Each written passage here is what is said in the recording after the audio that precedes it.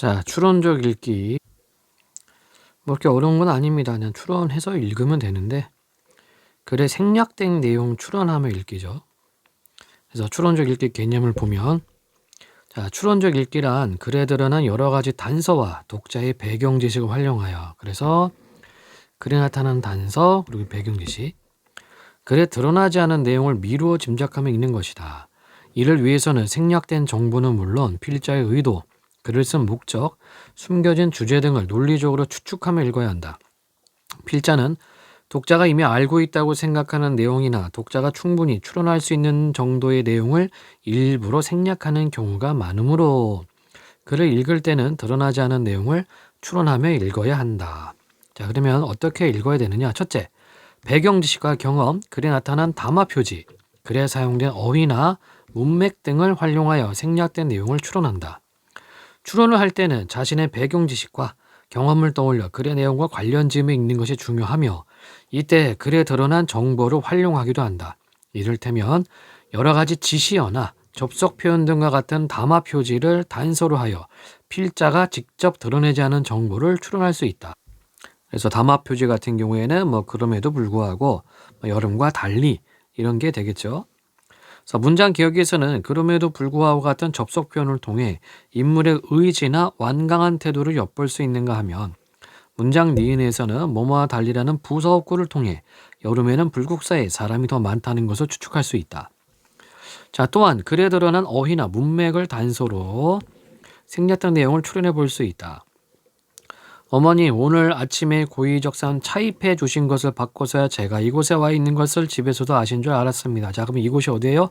감옥이죠, 감옥. 차입이라는 말은 감옥에 들어가 있는 사람한테 뭔가 물건을 넣어주는 게 차입입니다. 잠시도 당신 곁을 떠나지 않던 막내둥이의 생사를 한 달 동안이나 아득히 아실 게 없었으니 이걸 통해서 알 수 있는 거 감옥에 끌려간 지 한 달 정도 됐다는 것을 그리고 집안 사람들도 몰랐다는 얘기입니다. 자, 윗글에서 차입, 한 달 동안이나 아득히 아실 길 없었으셨으니를 통해 필자가 오랫동안 교도소에 갇혀 있어서 어머니와 연락할 수 없어서 상황임을 짐작할 수 있다. 나아가 필자에 대한 배경 지식을 활용하면 글에 드러나지 않은 더 많은 내용을 추론할 수도 있다. 이를테면 윗글의 필자인 시문이 일제강점기에 독립운동을 하다가 교도소에 갇힌 적이 있음을 알면 인물이 처한 상황이나 인물의 심정 등을 보다 정확하게 추론할 수 있다. 둘째, 사회문화적 맥락이나 표현 방법 등을 토대로 필자의 의도나 글을 쓴 목적, 숨겨진 주제 등을 추론한다. 예를 들어 어떤 정책이나 사건을 다루는 시사평론이 선거철에 쓰이게 될 경우 그 글의 이면에는 독자의 태도를 특정 방향으로 변화시키려는 필자의 목적이 숨어 있을 수 있다. 또한 같은 사건을 다룬 신문기사를 하더라도 표제의 표현, 기사의 지면상 위치나 분량, 관련 사진이나 도표 제시 방법 등에 따라 기사의 의미가 다를 수 있다. 따라서 사회문화적 맥락, 표현 방법 등을 토대로 필자의 목적이나 의도를 추론하며 읽어야 한다. 또한 문학작품의 경우 주제가 함축적으로 담겨있기 때문에 독자는 사회문화적 맥락을 고려하여 숨겨진 주제를 추론하며 읽어야 한다. 예를 들어 춘향전은 표면적으로는 이몽룡과 춘향의 사랑을 이야기하고 있지만 이 작품이 지어졌던 당대의 사회문화적 맥락을 고려하며 조선 후기사입니다. 조선후기 민중의 신분상승 욕구, 탐관오리의 부패를 고발하려고 하는 민중의 저항 의지 등의 주제가 숨겨져 있음을 추론할 수 있다. 자, 이제 풀비린내에 대하여 보도록 하고요. 현대수필이고 경수필입니다. 자, 글의 성격은 성찰적, 자기반성적, 생태적, 제재는 자동차 운전과 풀벌레, 주제, 자동차 사용과 생태 문제에 대한 성찰이 되겠고 특징, 필자의 경험과 성찰을 바탕으로 이게 수필이기 때문에 당연한 거죠. 경험과 성찰. 생태 문제에 대한 고민을 드러내고 자동차에 대한 새로운 관점을 제시함으로써 독자에게 성찰할 수 있는 동기를 부여한다. 자, 미리 얘기하자면 자동차가 어떤 무기가 될 수 있다는 얘기예요. 생명을 파괴할 수 있는. 비유와 예시 등 다양한 방법으로 필자 정서를 효과적으로 제시했다. 이렇게 되어 있습니다. 자, 그러면 본문 내용 보도록 하죠. 광주 비엔나레에서 태국의 수라시 쿨솔웡이라는 작가의 감성적 기계라는 작품을 본 적이 있다. 이 작품은 1965년형 자동차에서 엔진과 핸들, 타이어, 샤시 등을 완전히 제거하고 그 차체를 뒤집어 그네 침대로 설치한 것이다. 저기 이제 그림이 있죠. 이렇게. 그네 옆에는 타이어를 비롯한 부속을 재활용해 만든 의자들이 놓여 있었다. 차체로 만들어진 그네 침대 속에서 아이들이 텔레비전을 보고 있는 동안 나는 타이어를 쌓아 맞는 의자에 걸터 앉아 그 감성적 기계를 바라보았다. 흔히 달리는 무기라고 불리는 자동차가 완전히 해체됨으로써 새로운 용도로 거듭난 모습은 예술 고유의 전복성을 보여줄 뿐 아니라, 전복이란 말은 뒤집는다는 얘기죠. 예술 고유의 전복성이라는 말은 예술의 의미 자체가 기존에 있던 것을 뒤집기, 새로운 의미를 창조해낸다는 그런 의미로 예술 고유의 전복성이라고 쓰고 있어요. 그래서 이 감성적 기계는 예술 고유의 전복성을 보여줄 뿐 아니라 자동차에 대한 생각을 곱씹어 보게 했다. 그 무렵 나는 초보 딱지도 떼지 않은 상태여서 자동차가 주는 편리와 불안을 아주 예민하게 느끼고 있었다. 면허를 따놓고 5년이 넘도록 차를 살 생각이 별로 없었다. 그런데 아이들을 데리고 객지로 이사한 후로는 하나부터 열까지 내 손으로 해결해야 했고 어쩔 수 없이 운전을 하게 되었다. 자, 그래서 필요에 의해서 운전을 하게 됐다는 얘기입니다. 물론 처음엔 출퇴근 때나 장을 볼 게 많을 때만 차를 가지고 다녔다. 그러나 마음이 답답할 때 무작정 차를 몰고 교회로 나가는 습관이 생겨나기 시작했고 실제적인 목적 없이도 차를 모는 일이 늘어갔다.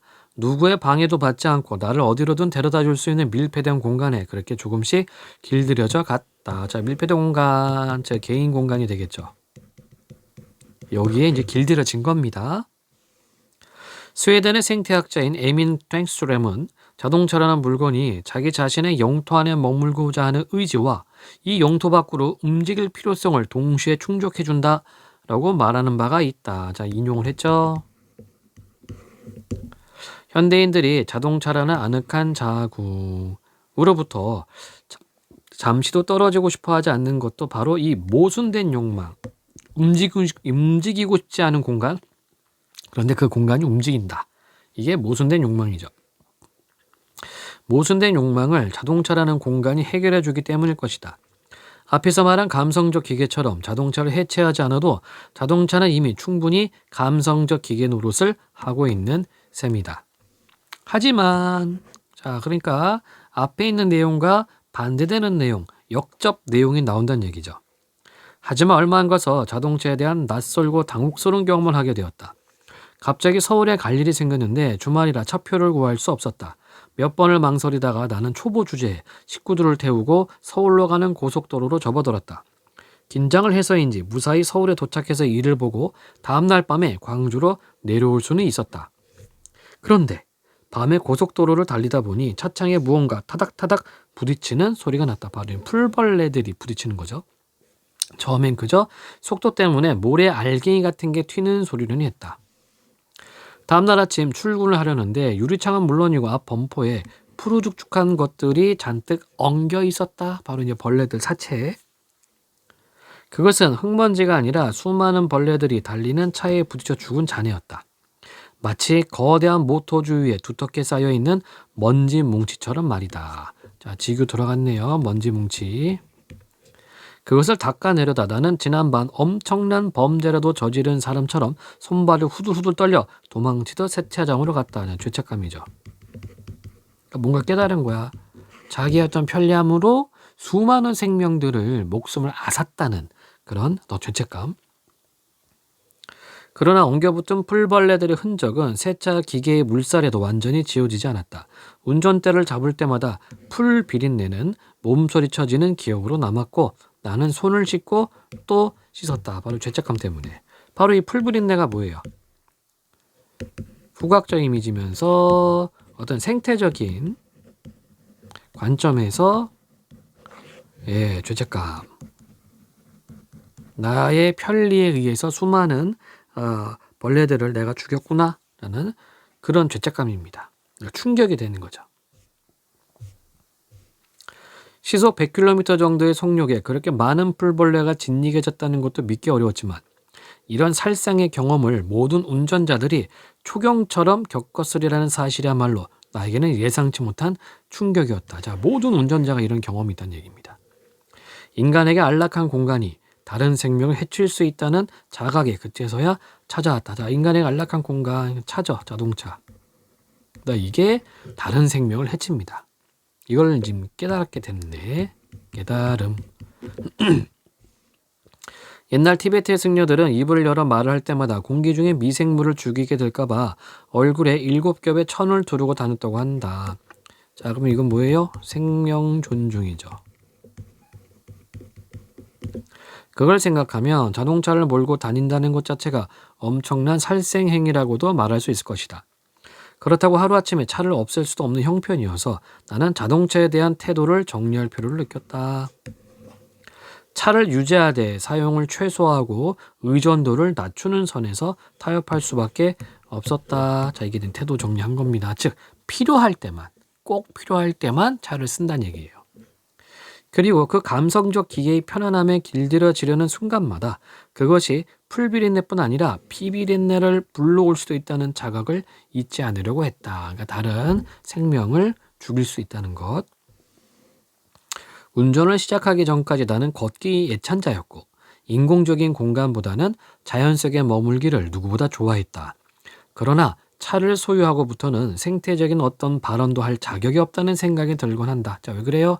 바로 이런 자동차를 이용하면서 수많은 벌레들의 어떤 생명을 빼앗기 때문에 차를 소유하되 그에 종속되지 않는다는 것.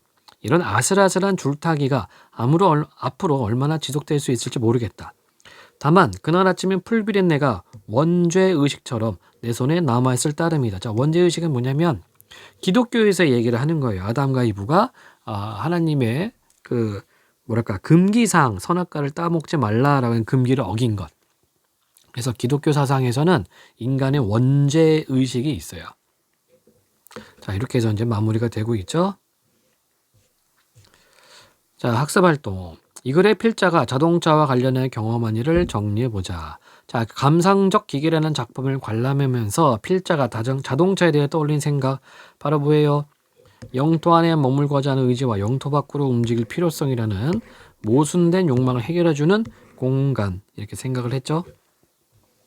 다음, 자동차에 대한 낯설고 당혹스러운 경험이 뭡니까? 바로 고속도로를 달리면서 수많은 벌레들을 죽이게 된 것.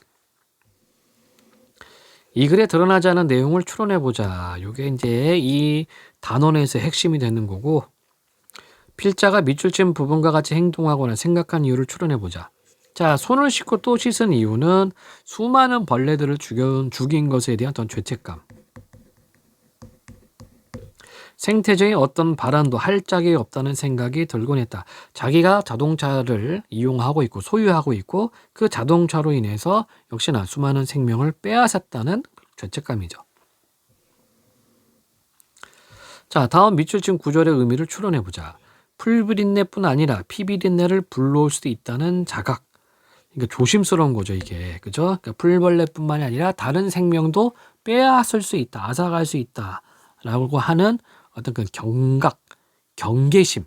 이게 이 부분입니다. 이것을 이제 비유적으로 표현하고 있네요. 자, 3. 낯설고 당혹스러운 경험을 한 필자의 깨달음과 자동차에 대한 태도를 바탕으로 이 글의 주제를 추론해보자. 자, 필자 깨달음은 인간에게 안락한 공간을 제공하는 자동차가 다른 생명을 해칠 수도 있다는 점이었습니다. 자, 그래서 자동차에 대한 필자의 태도는 자동차를 안 탈 수는 없지만 사용을 최소화하고 의존도를 낮추도록 하자, 이거였어요. 그래서 이 글의 주제는 자동차 사용과 생태 문제에 대한 성찰, 이렇게 정리할 수가 있겠습니다. 자, 이번에는 사회 문화적 맥락을 고려하여 이 글을 쓴 필자의 의도를 추론해보자. 자, 필자가 감성적 기계를 관람한 경험을 글의 첫머리에 배치한 이유를 생각해 보자. 그러니까 앞에는 감성적 기계를 해서 긍정적인 측면을 이야기하다가 그다음에 이것에 대한 어떤 부정적 측면을 이야기하기 위해서 먼저 이것을 꺼내는 거죠. 그래서 자동차가 인간에게 안락한 공간을 제공함을 보여주는 예술작품을 통해 현대인들이 자동차에 애착을 가진 이유에 대한 필자의 생각을 자연스럽게 이야기하기 위해서 또는 감성적 기계를 관람한 경험에 이어 달리는 무기가 될 수 있는 자동차에 대한 깨달음을 제시함으로써 감성적 기계의 편안함에 길들여지는 것을 경계한다는 필자의 생각을 부각하기 위해서. 그래서 첫머리에 감성적 기계를 경험한 그 전시회의 이야기를 꺼냈습니다. 자, 풀비린내의 의미와 이 글을 쓴 필자 의도를 추론해보자. 풀비린내 의미, 다른 생명체를 죽음에 이르겠다는 필자의 죄책감과 그와 관련한 생태적 사유에 대한 자각을 포괄하는 비유적 표현, 즉 죄책감, 그 다음에 자각. 이 글을 쓴 의도, 자신의 안락과 필요 때문에 다른 생명에 위해를 가할 권리는 어느 누구에게도 없다는 생태적 사유를 바탕으로 문명의 이기인 자동차의 사용에 대한 성찰을 이끌어내기 위해서, 자, 이렇게 정리할 수가 있겠습니다. 다음 공익 광고를 보고 아래 활동을 해보자. 여백의 미, 자동차 적을 때 더 아름답습니다. 그러니까 자동차 사용 좀 줄이자, 이런 의미가 되겠죠. 이 광고가 설득하고자 하는 내용을 추론해보자. 무분별한 자동차 사용은 길을 복잡하게 만들어 각종 사고를 야기하고 환경 문제를 일으킨다. 따라서 자동차를 사용하되 꼭 필요할 때만 사용하고 자동차에 대한 의존도를 낮추자는 설득의 내용을 담고 있다고 볼 수 있다. 이 공익 광고의 표현을 참고하여 풀비린내에 대하여 주제를 광고 문구로 표현해보자. 자동차를 타고 가는 즐거운 얼굴, 차 아래에서 신음하고 있는 풀벌레 얼굴을 대비시킨 이미지. 광고 문구, 행복하신가요? 이런 식으로 만들어 볼 수 있겠네요. 자, 이번에는 감상적 읽기가 되겠고, 이거는 문학 작품을 감상한다고 보면 됩니다. 자, 빠르게 기본 내용 정리해 봅시다. 감상적 읽기의 개념. 감상적 읽기란 글에 대해 즐거움을 느끼거나 깨달음을 얻는 등 정서적으로 반응하며 읽는 것이다. 이를 위해서는 필자의 생각에 공감하는 부분이나 감동적인 부분을 발견하고 그를 통해 얻은 생각이나 교훈을 내면화하면서 읽어야 한다. 글을 읽을 때 감동은 여러 가지 요인을 통해 느낄 수 있다. 문학작품에서는 다양한 언어적 표현이나 삶과 세계에 대한 성찰 등을 통해, 설명문에서는 설명 내용의 정확성이나 풍부함 등을 통해, 논설문에서는 주장의 논리적 전개와 상대방 견해에 대한 명쾌한 반박 등을 통해 감동을 느낄 수 있다. 자, 그래서 여기서는 글의 종류에 따라서 느낄 수 있는 감동이죠. 이때 독자는 자신이 어떤 부분에서 공감하고 무엇 때문에 감동을 느꼈는지 생각하며 읽는 것이 중요하다. 자, 그러면 감상적 읽기 방법. 첫째, 글의 내용에 공감하거나 글에 담긴 경험을 자신의 경험과 동일시하면서 정서적 변화를 느끼며 읽는다. 글은 필자와 독자를 만나게 하는 매개체 역할을 한다. 글을 읽고 그 내용에 공감하는 것은 필자의 삶에 대해 이해하는 것이며 이는 독자의 정서 변화를 불러일으키기도 한다. 독자는 작은 식구 하나로부터 마음의 울림을 느끼기도 하고 인물이 처한 상황 앞에서 고개를 끄덕이기도 한다. 당연하죠. 자, 이항한 나무. 나무는 모든 고독을 안다. 의인법. 안개에 잠긴 아침의 고독을 알고 구름이 덮인 저녁의 고독을 안다. 부슬비 내리는 가을 저녁의 고독도 알고 한방눈 펄펄 날리는 겨울 아침의 고독도 안다. 나무는 팔이 움짝 않는 한여름 대낮의 고독도 알고 별 얼고 돌 우는 동짓달 한밤의 고독도 안다. 저기 뭐뭐도 알고 뭐뭐도 알고 뭐뭐도 알고 나열이네. 그러나 자, 접속사 역접. 나무는 어디까지든지 고독에 견디고 고독을 이기고 고독을 즐긴다. 그래서 앞부분에서는 고독을 안다를 나열했어요. 그런데 우리가 보통 고독을 부정적이라고 생각을 하지만 나무는 이 고독을 견디고 이기고 즐긴다라고 표현합니다. 윗글을 읽으면서 독자는 나무에 자신의 감정을 이입하거나 부슬비 내리는 가을 저녁의 고독한 감성을 떠올리며 글의 내용에 공감할 수 있다. 그렇죠? 그러니까 우리가 한번 생각해 볼까? 나무라고 하는 애는 항상 그 자리에 박혀 있어요. 그렇기 때문에 낮이고 밤이고 아침이고 새벽이고 간에 또는 봄, 여름, 가을, 겨울 간에 항상 그 자리에 있습니다. 그렇기 때문에 고독을 알고 있다라고 이양하라는 사람을 이렇게 바라본 거고 그 다음에 항상 변함없는 모습으로 있기 때문에 고독을 견디고 이기고 즐긴다라고 표현을 한 겁니다. 이와 같이 독자는 필자나 등장인물의 경험을 마치 자신의 경험인 것처럼 동일시하며 공감하게 된다. 둘째, 글을 통해 얻은 생각이나 교훈을 내면화하면서 읽는다. 우리는 좋은 글을 읽을 때 즐거움이나 깨달음을 얻게 되는데 이를 자신의 삶에 적용하며 삶을 성찰하는 계기로 삼아야 한다. 자, 니체의 우상의 황혼. 무엇을 하든 전심과 전력을 다해야 한다. 이는 수긍할 만한 좋은 결과를 내기 위함이 아니라 자기 자신을 소홀히 대하지 않기 위함이다. 그렇죠? 전심전력해야 돼요. 자기 자신을 속이면 안 됩니다. 그래서 이것은 곧 자기 자신을 소홀히 대하지 않기 위함. 게으름을 떨거나 또는 요령을 피하거나 꾀하거나 이러면 자기 자신이 소홀히 대하는 게 되겠죠. 자, 전력을 쏟지 않고 얕은 꾀를 부리는 것, 적당한 선에서 물러나 방관하는 것은 결국 스스로를 바보 취급하는 것. 그렇게 되면 자신이 하는 일에 가치도 의미도 부여할 수 없게 된다. 이는 자신을 서서히 죽이는 것과 같다. 와, 말이 세다. 그래서 항상 전심전력하라는 얘기죠. 어떤 일을 함에 있어 소홀했던 경험이 있는 독자라면 윗글은 성찰을 위한 하나의 계기가 될 수 있을 것이다. 그러한 독자는 이 글을 마음에 새기고 앞으로 살아가는 데 있어 중요한 교훈으로 삼을 수 있다. 이와 같이 독자는 글을 통해 얻은 생각이나 교훈을 내면화하며 보다 더 나은 사람으로 성장해 간다. 한편 동일한 글을 읽었다 하더라도 사람에 따라 정서적 반응이 다를 수 있다. 그렇기 때문에 글을 읽고 다른 사람과 서로의 반응을 나누고 비교하며 격려하는 것이 필요하다. 이는 자신의 감상적 익힐 능력을 키워줌과 동시에 공동체를 더욱 폭넓게 이해하는 계기가 될 수 있다. 우리가 보통 이제 독서 토론을 하죠. 그러면 자기 생각에 빠질 수가 있는데 독서 토론을 통해서 자기 생각을 수정, 조정, 그리고 더 확장시킬 수가 있겠습니다. 자, 생애 감각 보도록 할게요. 자, 요거는 현대시, 자유시, 서정시고 성격은 고백적, 관조적. 관조라는 것은 그냥 그대로 바라본다는 뜻입니다. 그리고 의지적. 제재는 생애 감각. 주제, 절망의 극복과 강렬한 생명소생의 의지. 특징, 역순행적 구성. 그러니까 시간을 거슬러 올라간다는 얘기입니다.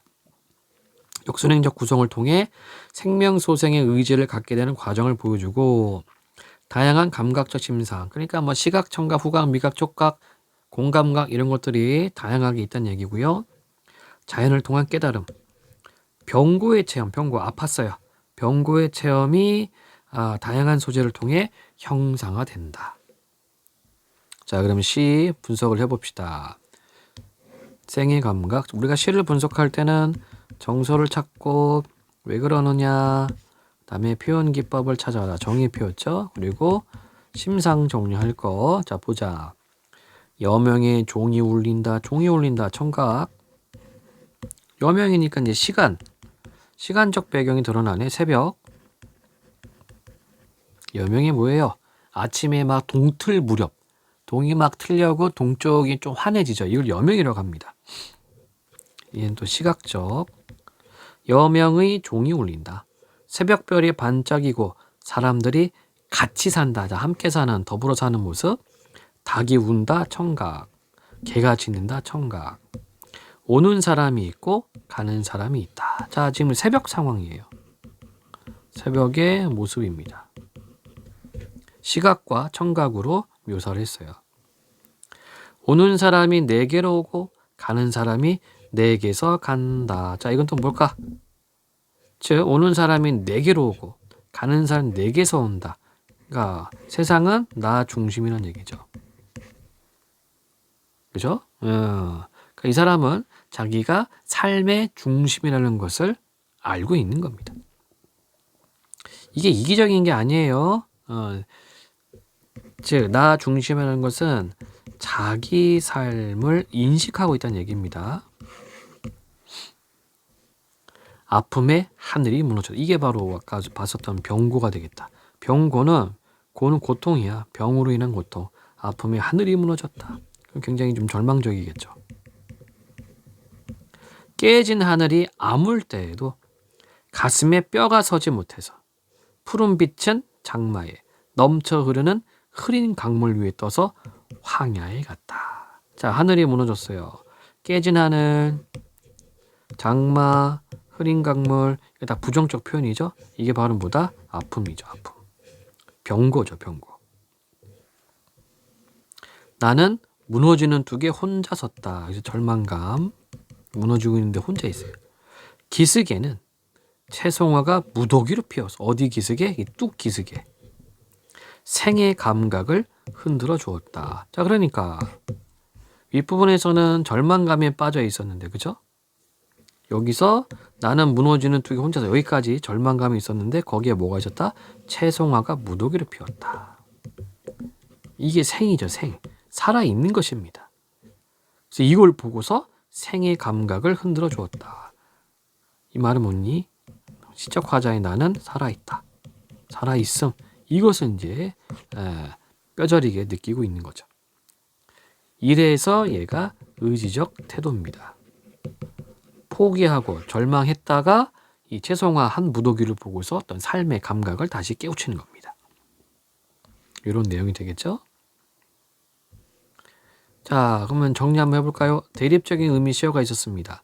깨진 하늘, 장마, 흐린 강물, 무너지는 뚝은 병고로 인한 절망이고, 여명, 뼈, 채송화, 얘는 삶에 대한 희망, 부활의 의지를 나타냈다. 쭉 넘어가서 자 역순행적 구성이라고 얘기를 했죠. 그래서 1, 2연은 닌다, 현재 시제인데 3, 4연은 얻다, 과거 시제입니다. 그래서 고난을 극복하고 생명력을 얻게 되는 과정을 역순행적으로 구성. 다시 한번 정리해 볼까요? 이거 1년, 2년 1, 2년은 현재 시제고 그 다음에 3, 4년은 과거 시제입니다. 그래서 현재는 내가 지금 이렇게 살고 있고 세상은 나의 중심입니다. 이렇게 생각하고 있어요. 그런데 과거에는 어떻다? 너무 아프고 절망감에 빠져 있었습니다. 그러다가 최성화한 무더기를 보고 생의 감각을 흔들어 주었다. 자기가 살아있음을 느끼게 된 겁니다. 이렇게 정리가 되겠죠? 학습 활동. 시어와 식구의 의미를 생각하면 이거를 감상해보자. 다음 시의 의미를 생각해보자. 여명, 의미는 희망, 부활, 생명. 무너지는 뚝, 의미는 위태로운 상황, 병고, 죽음, 절망. 다음을 참고하여 제시된 식구의 의미를 생각해보자. 시인 김강섭은 1965년에 뇌출혈로 쓰러져 사경을 헤매다가 일주일 만에 의식을 되찾았다. 67년에 발표된 생의 감각은 죽음의 문턱을 경험한 시인의 생에 대한 새로운 자각과 인간 존재에 대한 성찰이 담긴 작품이다. 자, 작가 위주로, 작가 중심으로 보는 거니까 이제 표현론적 관점에서 보란 얘기죠. 표현론적 관점. 요거 이제 기억나나 모르겠네. 작가가 작품을 쓰고 독자가 받아들입니다. 이때 작품에는 현실이 반영되어 있다. 그래서 작품을 우리가 접근할 때 절대론적 관점 또는 내적 의미, 내재적 의미 이렇게 이야기를 하는데 절대론적 관점은 작품만 가지고 보는 거고 그 다음에 외적 의미가 있어요. 외적 의미 또는 외재적 의미. 이것은 작가, 현실, 독자 측면에서 보는 건데 작가 중심은 표현론적 관점. 그 다음에 현실 중심은 반영론적 관점. 독자 중심은 효용론적 관점. 이렇게 얘기를 하죠. 근데 여기는 지금 시인에 대해서 이야기를 하고 있기 때문에 표현론적 관점에서 작품을 한번 보란 얘기입니다. 그러면 시인 입장에서 봤을 때 오는 사람이 내게로 오고 가는 사람이 내게서 간다. 이건 뭡니까? 바로 세상은 내가 존재해야 의미가 있다. 즉 생의 의미를, 삶의 의미를 회복한 거죠. 아픔의 하늘이 무너졌다. 뇌출혈로 쓰러져 사경을 헤매는 아픔. 나는 무너지는 뚝에 혼자 섰다. 극심한 병고로 인해 절망적 상태. 이렇게 정리할 수가 있겠네요. 자, 다음 활동을 통해 채송화의 의미를 자신의 삶과 관련해 생각해보자. 이 글의 화자에게 채송화는 어떤 의미를 주는 생각해보자. 강인한 생명력을 환기시켜 주어 삶의 의지를 갖게 해주는 존재가 되겠죠. 그러니까 무너지는 그 뚝에 있었는데 혼자 있었는데 그 기슭에 채송화가 꽃이 펴 있는 거야. 한 무더기가. 그걸 보고서 이 꽃들은 이런 위태로운 상황에서도 저렇게 생명력을 발하고 있구나. 나 역시 지금 뭐 아프고 뭐 병마에 시달리고 있지만 나 역시 지금은 살아있구나. 이것을 깨닫게 만들어주는 게 채송화입니다. 자, 패스. 3. 이 글에서 감동을 느낀 부분을 그 이유와 함께 발표해보자. 저는 1년이 가장 감동적이었습니다. 큰 아픔을 겪은 뒤 자신이 존재하는 세상을 새롭게 자각하고 있는 화자의 마음이 느껴졌기 때문입니다. 저는 사연에 무너지는 투개선 화자가 홀로 아픔을 감당해내면서 기슭에 묻어그럽힌 채송화를 보며 삶의 의지를 다잡는 장면에서 감동을 느꼈습니다. 살아있음을 느끼게 해주고 살아갈 수 있는 힘을 주는 것이 꼭 거창한 존재인 것만은 아니라는 생각이 들었기 때문입니다. 그렇죠? 우리 주변에 짜잘한 것들, 그런 것들이 오히려 우리들한테 큰 힘이 되기도 한다. 자, 패스. 독서 역량 펼치기. 다음 글을 읽고 친구들과 감상을 나눠보자. 마르쿠스 아우렐리우스 명상록 중에서 사람들은 시골이나 바닷가 또는 산속에서 자신을 위한 은신처를 찾는다. 너도 무엇보다 그런 것을 그리워하는 버릇이 있다. 그러나 이것이야말로 어리석기 짝이 없는 것이다. 너는 원하기만 하면 언제든지 네 자신 속으로 은신할 수 있기 때문이다. 그러니까 이제 장소가 필요 없다는 얘기죠. 너 속으로, 네 자신 속으로 은신할 수 있다. 이런 얘기입니다. 인간에게 자신의 영혼보다 더 조용하고 한적한 은신처는 없다. 자신의 내면을 들여다보기만 해도 당장 더없이 마음이 편안해지는 사람에겐 특히 그러하다. 자, 그럼 이게 뭘까요? 자신의 내면을 들여다본다? 성찰하는 거죠, 성찰. 그러니까 지금 여기서 말하는 것은 은신처는 내면의 은신처, 즉 성찰하라는 얘기입니다. 장소 같은 거는 의미가 없다. 마음이 편해진다는 것은 마음이 정리된다는 뜻이다. 따라서 늘 그런 은신의 기회를 마련해. 이때 은신의 기회는 뭐다? 성찰. 자신을 새롭게 하라. 네 원칙들은 그것들을 눈앞에 떠올리기만 해도 당장 네 근심을 모두 쫓아주고 네가 장차 돌아가야 할 그곳으로 아무 불만 없이 너를 보내줄 수 있도록 짧고 근원적이어야 한다. 자, 다 성찰이에요. 성찰. 은신처, 내면의 은신처입니다. 앞으로 너 자신이라는 작은 영역으로 은신할 생각을 하라. 그리고 무엇보다 빗나가거나 긴장하지 말고 자유인이 되어 인간으로서, 시민으로서, 죽게 마련인 동물로서 사물들을 보도록 하라. 네가 늘 가까이하며 마음에 새게 할 원칙에는 다음 두 가지가 포함되어야 한다. 첫째, 사물들은 네 영혼을 장악하지 못하고 꼼짝없이 영혼밖에 존재하는 것이므로 불안은 오직 우리 안의 의견에서 기인한다는 것이다. 즉, 불안은 자신의 마음에서 생겨난다. 이런 뜻이죠. 둘째, 네가 보고 있는 이 모든 것을 한순간에 변하여 더 이상 존재하지 않으려는 것이다. 너 자신이 이미 얼마나 많은 변화를 경험했는지 항상 명심하라. 온 우주는 변하고 인생은 의견이다. 자, 그래서 결과적으로는 자신만의 은신처를 찾아가려고 멀리 갈 필요가 없습니다. 내면으로 다이브, 즉 내면적 성찰을 하는 게 최고의 은신처다라고 이 글은 말하고 있어요. 자, 윗글을 쓴 필자가 말하고자 하는 내용이 뭔지 파악해보자. 자신의 내면으로 은신하라. 가변적인 외부 것들은 내면을 지배할 수 없다. 자신 속으로의 은신과 관련한 자신의 경험을 이야기해보자.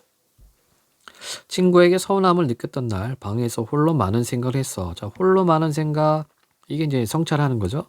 그런 시간을 갖고 나니 서운한 감정이 들었던 이유가 이해되면서 마음이 정돈되었어. 시험을 망친 날 나는 나를 돌아보았어. 이것도 성찰이죠. 그러자 불안과 아쉬움이 가라앉고 앞으로 더욱 열심히 하겠다는 열정이 회복되었어. 자, 넘어가도록 하겠습니다. 자, 창의적 읽기. 이제 기본 개념들 살펴보고 본문 보도록 합니다. 창의적 읽기의 개념. 창의적 읽기란 글의 내용과 독자의 생각을 종합하여 새로운 의미를 만들어내며 읽는 것이다. 이를 위해서는 글을 통해 자신이 처한 삶의 문제들을 해결할 수 있는 실마리를 발견하거나 글에 나타난 필자의 생각과는 다른 대안을 떠올리면서 읽어야 한다. 그러니까 항상 글을 읽어가면서 머릿속으로 계속 끊임없이 탐구를 해야 된다는 얘기네요. 창의적 읽기는 글의 내용을 수용하거나 비판하는 데 그치지 않고 그 내용을 삶에 적용하여 보다 나은 방안을 생각하며 글의 의미를 확장해 나가는 읽기 방법이다. 자, 그러면 창의적 읽기 어떻게 하느냐? 첫째, 글의 내용을 독창적이면서도 논리적으로 재구성하며 읽는다. 독창적인 생각이나 엉뚱하고 기발한 내용만을 의미하는 것이 아니라 기존의 생각을 바탕으로 하여 그것을 비판하고 넘어서는 과정에서 생겨난 창의적 발상을 말한다. 좀 호흡이 좀 어긋났네. 다시 보면 기존의 생각을 바탕으로 하여 그것을 비판하고 넘어서는 과정에서 생겨난 창의적 발상을 말한다. 따라서 창의적 읽기는 글의 화제, 주제, 관점, 의도, 표현 등에 대한 이해를 바탕으로 여기에 자신의 독창적인 생각을 더하여 새로운 상황에 적용해 보거나 어떤 목적을 위해 글의 내용을 새로운 관점으로 재구성함으로써 이루어진다. 그러니까 독창적인 생각, 새로운 상황 적용, 새로운 관점 재구성 이렇게 정리가 되겠네. 자, 둘째, 글의 내용을 삶의 문제들과 연관지어 해결 방안을 떠올리며 읽는다. 자, 삶의 문제들과 연관지어라. 사회가 복잡해지면서 점점 기존의 방식이나 경험으로는 해결할 수 없는 문제들이 많아지고 있다. 이때 책을 읽으며 자신이 겪고 있는 어려움이나 오늘날 사회가 당면한 문제를 해결할 수 있는 실마리나 해결 방안을 찾을 수 있다. 셋째, 필자의 생각에 대한 대안을 마련하며 읽는다. 독서는 글에 나타난 필자의 생각을 단순히 수용하는 것만을 의미하지는 않는다. 독자는 필자가 생각하지 못한 내용을 보완하거나 필자와는 다른 새로운 관점의 대안을 제시하며 글을 읽을 수 있다. 그렇죠? 우리가 이제 상대방하고 어떤 토론, 토의할 때 내가 미처 생각하지 못한 것을 상대방에 제시할 수 있습니다. 독서도 마찬가지. 필자가 미처 생각하지 못했던 내용을 내가 새롭게 재구성하고 새로운 관점에서 바라볼 수 있다는 내용이에요. 강영계의 개인의 권리 중에서 개인의 권리가 무시당하거나 억압당하는 사회에서는 사회정의가 실현될 수 없다. 전제국가에서 왕이나 독재자는 절대 권력과 권리를 모두 독점한 채 백성들을 수단시한다. 마찬가지로 한 가정에서 아버지가 가부장적 사고방식을 갖고 있다면 그는 자신도 모르게 독재자 노릇을 할 수 있다. 요거는 점층이네. 점강이네. 왜 점강입니까? 국가에서 가정으로 범위가 축소됐어요. 해겔에 의하면 가정의 윤리는 사랑이고 사회의 윤리는 협력이며 국가의 윤리는 법이라고 했다. 자, 요거는 점층이죠. 가정, 사회, 국가 점점 범위가 넓어진다. 가정의 윤리적 기준을 사랑이라고 말한 데에는 다 그만한 이유가 있다. 사랑은 권력이 아니라 권리에 가깝기 때문이다. 사랑은 남을 억압하지도 않고 지배하지도 않으며 인간과 인간 사이의 공감이면서 자유와 평등의 씨앗이자 공정함 곧 정의의 기반이 된다. 이러한 사랑이 기반이 되는 가정이 모여 사회가 되고 사회가 모여 국가가 된다. 따라서 법의 가장 기본적인 바탕력이 사랑이 아닐 수 없다. 자, 여기도 점층이네. 점층법. 자, 가정, 사회, 국가 이렇게 해놨죠. 네. 자, 윗글을 읽은 독자는 자신이나 사회가 겪고 있는 문제를 떠올려 글의 내용에 적용해 볼 수 있다. 예컨대 예시. 학업에 대한 중압감으로 부모님과의 대화가 점점 없어지게 되었다거나 동아리에서 의견 충돌로 친구 관계가 소원해졌다고 가정해보자. 이때 윗글을 읽으면 다른 사람과의 관계에서 이해와 배려가 부족하지는 않았는지, 자신이 공동체 내에서 독불장군처럼 행동한 것은 아닌지를 생각하며 나의 권리만큼 다른 사람의 권리도 존중해야 함을 문제 해결의 실마리로 떠올릴 수 있다. 나아가 필자의 견해에 대해 국가의 윤리로서 법이 실현되기 위해서는 사랑뿐만 아니라 정의도 필요하다라는 대안을 제시하며 읽을 수도 있다. 자가 삶의 적용, 자기 삶에 적용해 보거나 아니면 새로운 관점을 제시할 수도 있다. 이게 바로 보다 창의적으로 읽기란 얘기예요. 자, 공유 자원의 비극 보도록 하겠습니다. 갈래는 설명문이고 제재는 공유 자원의 비극. 주제, 공유 자원의 비극과 이를 극복하기 위한 노력. 해제. 자, 먼저 보도록 해볼까요? 이 글은 소유권이 설정되어 있지 않은 공유 자원이 과다하게 사용되는 현상인 공유 자원의 비극에 대해 다루고 있다. 북유럽 어느 도시의 공유 자전거, 우리나라 서해의 조기잡이 등에서 나타난 공유 자원의 비극 사례를 소개하며 이를 해결하기 위해 정부나 시민들의 개입이 필요함을 말하고 있다.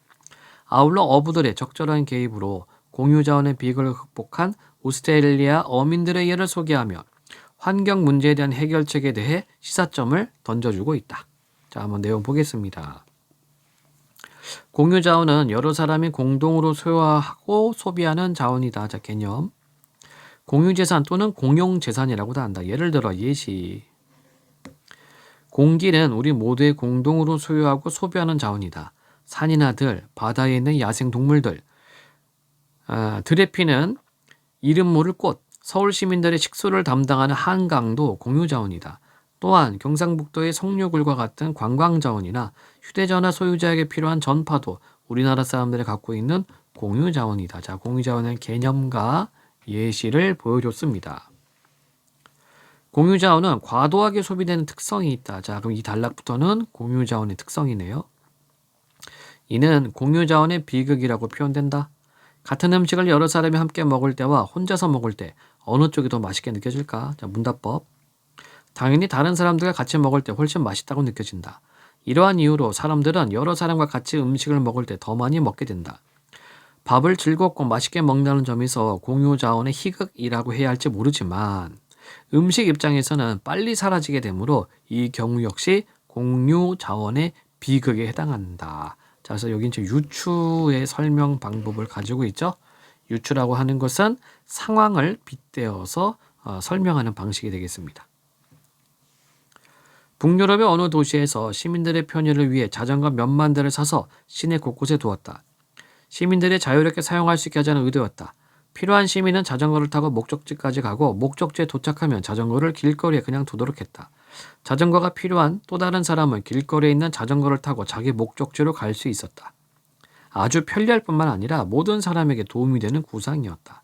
그런데 그 결과 상당수의 자전거를 도난당하거나 그나마 남아있는 자전거들은 대부분 고장이 나서 더 이상 쓸 수 없게 되었다.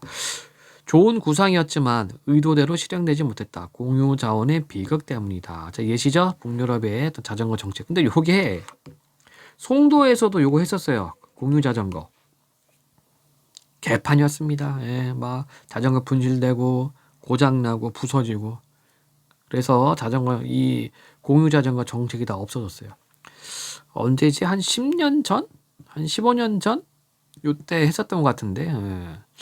결국 요 사례랑 똑같은 결말. 그래서 구에서 연수구청에서 이걸 했었는데 돈 낭비. 예. 자, 수산자원, 야생동물, 지하자원은 모두 공유자원이기 때문에 공유자원의 비극이 발생한다.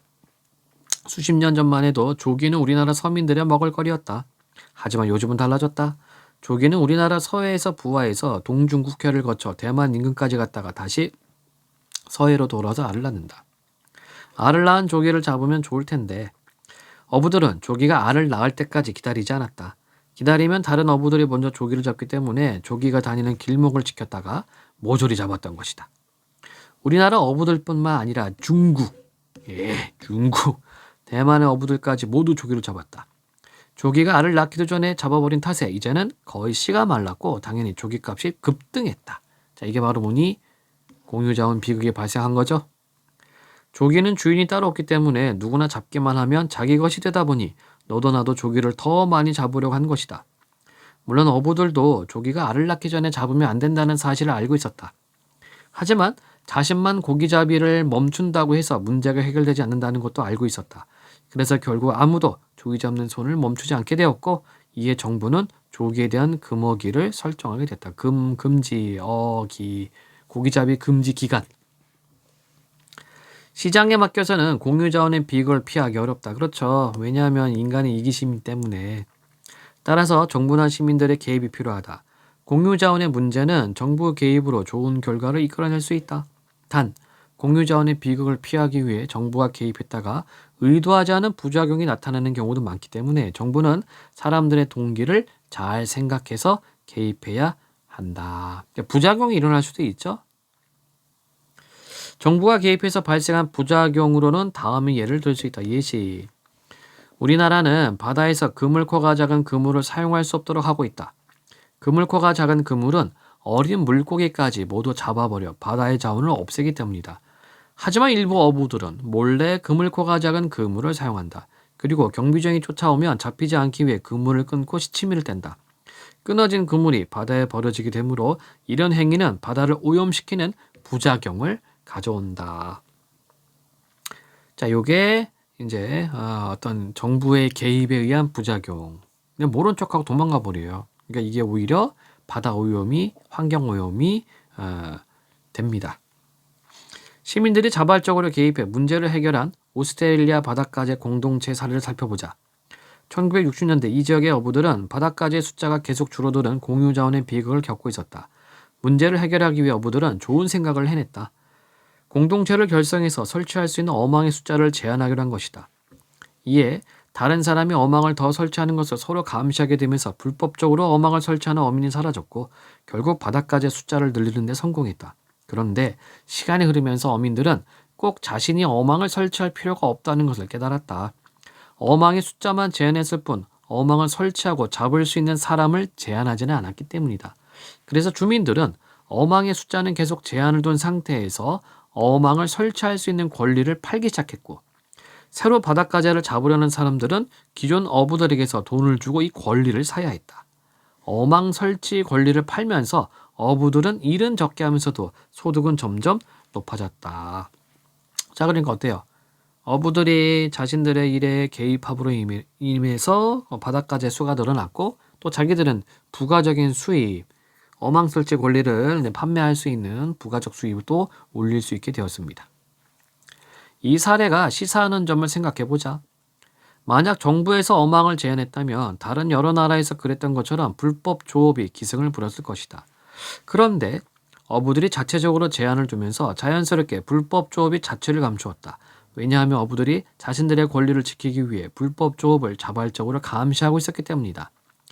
물론 처음에 어망을 설치할 권리를 갖는 사람들이 누구인지, 시간이 지나면서 그 권리는 어떻게 되는 것인지 등을 합리적으로 결정해야 하는 과정이 필요할 수 있다. 이처럼 공유자원의 비극이 발생하는 근본적 이유는 소유권과 관련이 있으므로 그 해결 방법도 소유권과 관련하여 찾을 수 있다. 오스트레일리아의 바닷가재 공동체처럼 공유자원을 각자의 재산으로 만드는 것이 공유자원의 비극을 해결하는 기본 원리다. 자, 여기가 해결 방안. 공유자원 비극의 해결 방안입니다. 그것은 뭐라고요? 공유자원을 각자의 재산으로 만드는 것. 이게 되겠네. 자, 그렇다면 소유권으로 해결할 수 없는 환경 문제는 어떻게 해야 할까? 우리가 마시는 공기도 공유 자원이라고 할 수 있는데 이 공기가 점점 오염되고 있다. 공기를 깨끗하게 하는 방법 중 하나는 지구의 허파라고 불리는 아마존의 열대림을 보존하여 공기를 깨끗하게 하는 것이다. 하지만 아마존 원주민들이 열대림을 보존하여 얻을 수 있는 것은 무엇일까? 그들의 입장에서는 열대림을 태워서 밭을 일구고 작물을 키워 팔면 큰 돈을 벌 수 있다. 그런데 그들에게 지구 환경을 위해 경제적 이득을 포기하라고 할 수 있을까? 경제적 이득을 포기하라고 하는 것은 현재 어려운 생활을 하고 있는 원주민들에게 가혹한 일이다. 그러므로 열대림을 보존하기 위해서는 원주민들에게 동기를 부여해야 한다. 예를 들면 열대림 관광상품을 개발하여 원주민들에게 혜택이 돌아가게 한다면 원주민들도 열대림을 보호하게 될 것이다. 이렇게 소유권으로 해결할 수 없는 경우는 소유권과 유사한 동기를 부여해서 공유자원의 비극에 대한 해결 방안을 모색할 수 있다. 이렇게 돼 있습니다. 그래서 결과적으로는 이제 공유자원의 비극을 해결하기 위한 것은 소유권이었죠. 근데 소유권을 부여할 수 없는 공유자원은 어떻게 해야 되느냐? 바로 소유권과 유사한 동기부여를 하자. 그러면 해결할 수 있다. 라고 이 사람은 제안을 하고 있습니다. 자, 다음 활동을 통해 이 글의 내용을 정리해보자. 공유자원과 공유자원의 비극의 개념을 써보자. 공유자원, 소유권이 어느 특정한 개인에게 있지 않고 여러 사람이 공동으로 소유하고 소비하는 자원. 공유자원의 비극은 공유자원이 과도하게 소비된 현상. 자, 이 글에서 공유자원의 비극의 해결 방법으로 제시한 내용을 찾아보자. 자, 정부와 시민들의 개입이 있었죠? 정부가 어떤 게 제한을 두거나 아니면 시민들이 자발적으로 서로 규칙을 만들거나 이렇게 하면 됩니다. 자, 또는 소유권, 소유권과 유사한 동기를 부여하는 경우가 있었죠. 그래서 본문에서는 아마존의 경우를 예를 들었습니다. 아마존 열대림 보전과 관련한 필자 해결 방안을 비판적으로 검토해보고 대안을 생각해보자. 자, 이게 이제 창의적으로 한번 읽어보란 얘기예요. 아마존의 열대림 보존 문제를 살펴보고 그에 대한 필자 해결 방안을 써보자. 자, 열대림 보존의 필요성. 지구 공기를 깨끗하게 하기 위해서 지구 호파로 불리는 아마존의 열대림을 보존해야 된다. 열대림 보존에 문제가 되는 상황. 생활이 어려운 아마존 원주민들이 열대림 개발에 따른 경제적 이득을 포기해야 되는 상황. 필자 해결 방안. 열대림 관광 상품 개발을 통해 그 혜택이 아마존 원주민들에게 돌아가게 하면 아마존 원주민들도 아마존의 환경을 보호해야 할 동기를 얻게 된다. 이렇게 본문에 나와 있었습니다. 자, 그러면 열대림 보존 문제에 대한 필자 해결 방안을 비판적으로 검토해야 하며 질문을 만들어 보자. 즉 창의적으로 읽어보란 얘기입니다.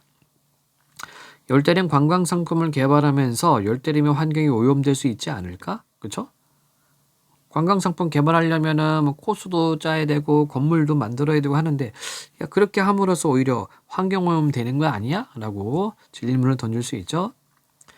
아마존 원주민들은 열대림을 나름의 방식대로 이용하며 살아온 사람들로 그들 나름의 문화와 생활 방식이 있을 텐데 단지 경제적 이득만으로 이것을 바꿀 수 있을까? 역시 마찬가지입니다.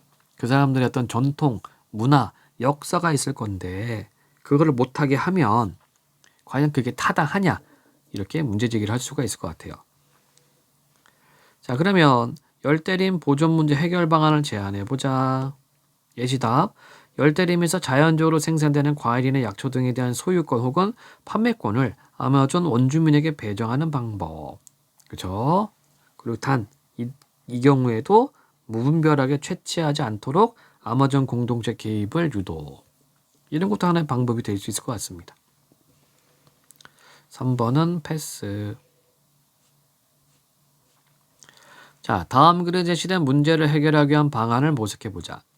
대기오염의 문제는 기본적으로 환경 문제이지만 공유자원의 비극이라는 관점에서 보면 경제 문제이기도 하다. 제품을 생산하는 주체는 제품 생산 과정에서 발생하는 탄소로 인해 직접적인 피해를 입는 것이 아닌 이상 탄소를 처리하는 비용을 추가로 지출하려 하지 않는다. 제품 생산 단가가 높아지기 때문이다. 국가적 차원에서 보면 탄소를 배출한 나라는 탄소 배출 행위를 통해 산업적, 경제적 이익을 얻게 되는데 탄소 배출 행위로 인한 대기오염 문제를 해결하는 데 드는 비용은 다른 나라들과 나누어서 감당하게 된다. 이러한 점에서 각 나라는 탄소를 조금이라도 더 배출하는 것이 합리적인 선택이라고 생각할 수 있다. 그러나 이로 인해 극심한 대기오염이 초래되고 인류는 존립의 위기에 봉착하게 된다. 역시나 공유자원의 비극이 되는 거죠.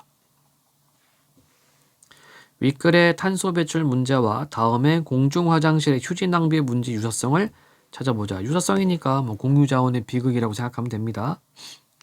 공공의 재산인 공중화장실의 휴지는 가정휴지보다 훨씬 더 빠르게 소모되고 낭비된다.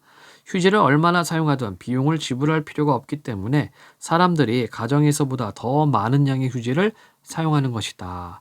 자, 그래서 공중화장실의 휴지를 공유자원으로 생각을 하고 있는 거죠, 사람들이. 패스. 자, 다시 느티나무가 신경님입니다. 자, 작품 소개를 보면 이 작품은 고향집 앞의 느티나무를 통해 자신의 삶을 성찰하는 내용을 담은 시로 어린 시절에 크게 보이던 고향집 느티나무가 성년이 되면서 작게 보이다가 병들고 늙은 현재 화자에게 다시 커 보이는 것을 통해 깨달은 바를 형성하고 있다. 즉, 화자는 노년기에 이르러 세상에 대한 인식이 확장되어 내면의 가치에 집중하게 되자 늙고 병든 자신을 서러하지 않게 되고 세상의 모든 것이 아름다워지는 깨달음을 얻고 있다. 저 이거 앞에서 독서 지문에서 봤었던 거 내용이 연결이 되네요. 바로 은신처로 찾는 부분, 그쵸? 은신처는 다른 뭐 이렇게 좋은 장소가 아니라 바로 자기 자신, 자신의 영혼, 내면 이런 얘기를 하고 있고 또 생애 감각하고도 연결이 되죠. 그래서 어떤 그 깨달음을 얻는다는 점, 늙고 병든 자신을 서러워하지 않는다는 점, 생애 감각과 또 연결이 됩니다. 자, 작품 개관 먼저 보고 자유시 서정시 성찰 고백적 제재는 고향집 앞 느티나무 주제 3월의 인식 변화를 통한 삶의 성찰 늙어가는 것에 대한 자족감과 달관 구성 총 3년으로 이루어져 있고요. 그래서 1년은 고향집 앞 느티나무가 작아 보이기 시작한 때이나 2년은 고향집 앞 느티나무가 옛날처럼 커 보이기도 했나. 그러면 미리 얘기할게요. 1년에서는 육체적 성장 2년에서는 내면적 성장 이게 이제 성찰, 깨달음이 되겠죠. 그리고 노년기에 느끼는 세상의 아름다움. 특징, 시간의 흐름에 따라 시상을 전개했고 일상적인 경험을 평이한 시어로 진솔하게 표현했다. 자, 한번 보도록 해봅시다. 정서, 외, 표현기법, 그리고 심상 정리해주면 되겠죠. 다시 느티나무가 어떻게 됐다고? 커졌다? 이런 얘기예요. 고향집 앞 느티나무가 터무니없이 작아 보이기 시작한 때가 있다. 이건 육체적 성장이죠. 그때까지는 보이거나 들리던 것들이 문득 보이지도 들리지도 않는다는 것을 알면서 자, 보이거나 들리는 것들 순수입니다. 순수. 어린 시절 순수. 그런데 점점 커가니까 문득 보이지도 들리지도 않는다는 것을 알면서 성장한다는 얘기죠. 요 성장이야. 나는 잠시 의아해하긴 했으나 나 표면적 화자 있고 내가 다 커서거니 여기면서 다 커서거니 역시 성장. 여기서 성장은 육체적 성장입니다. 이게 다 세상 사는 이치라고 생각했다. 그러니까 어렸을 때는 뭐 순수했는데 점점 커가면서는 그런 순수한 마음이 없어진다는 거. 아, 이건 다 세상 사는 이치야. 이렇게 생각을 합니다. 그래서 1년에서는 고향집 앞 느티나무가 작아 보이기 시작했어요. 그다음 2년. 오랜 세월이 지나 고향을 갔더니 고향집 앞 느티나무가 옛날처럼 커져 있다. 자, 옛날처럼 커져 있다. 이게 바로 뭡니까? 내면적 성장이 되었다는 얘기죠. 화자가. 내가 늙고 병들었구나 이내 깨달았지만 내 눈이 어두워지고 귀가 멀어진 것을 나는 서러워하지 않았다. 바로 이거예요. 내면적으로 성장했기 때문에 더 이상 서럽지 않습니다. 즉 세상에 대한 인식이 확장되는 거죠. 오히려. 그러면 내 눈이 이미 어두워지고 귀가 멀어졌다. 즉 내면의 가치에 집중하게 되는 겁니다. 그러니까 독서 파트에 있었던 거, 은신처, 자기를 은신처로 삼은 게 되겠네. 다시 느티나무가 커진 눈에 세상이 너무 아름다웠다. 굉장히 긍정적이죠. 자기가 늙어가는 것에 대한 긍정적 인식이 있고 눈이 어두워지고 귀가 멀어져 오히려 세상의 모든 것이 더 아름다웠다. 자아성찰하는 거죠.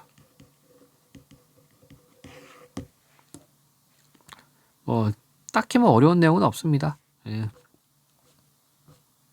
그래서 시적화자의 태도 변화, 유년기에는 느티나무가 아주 커 보였는데 청장년기는 느티나무가 작아 보이고 느티나무가 작아 보이는 것을 의아하게 생각했다가 세상이 이치다 라고 생각을 했습니다. 요거 이제 육체적인 성장을 이루는 거죠. 노년기는 느티나무가 다시 크게 보이고 세상에 대한 인식이 확장되어 청년기보다 깊은 깨달음을 얻고 내면 가치를 볼 수 있게 되었다. 그러니까 이게 내면적인 성장이죠. 확장된 인식을 바탕으로 과거보다 세상을 아름답게 바라볼 수 있게 되었습니다. 자, 그렇다면 느티나무의 의미는 뭐냐? 깨달음을 주는 존재. 시적화자의 자아성찰을 유도하여 삶에 대한 깨달음을 주고 공간적 배경 형성하죠. 시간의 흐름 속에서도 일관된 공간적 배경을 만듦. 즉 고향이라는 곳. 시적화자의 깨달음은 늙고 병든 것을 서로하지 않는다. 젊은 시절보다 세상을 좀 더 깊고 넓게 바라볼 수 있어 만족감을 느끼고 세상을 아름답게 느끼고 있습니다. 학습 활동.